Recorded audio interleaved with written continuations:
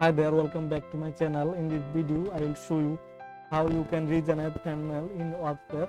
Here you can see WordPress give us 3 different size of thumbnail. So now we are gonna install a plugin which is called regenerate thumbnail. Here plugin section, click on add new plugin, and here search for regenerate thumbnail. This is the plugin we are gonna install, regenerate thumbnails. Just click on install now. Now click activate.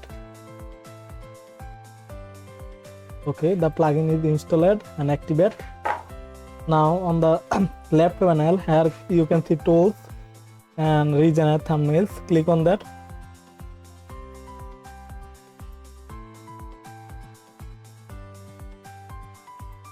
Skip regenerating existing correctly sized thumbnails.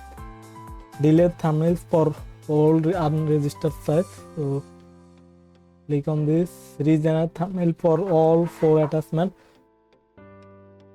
Click on that. Now your all image will be regenerated. It's done.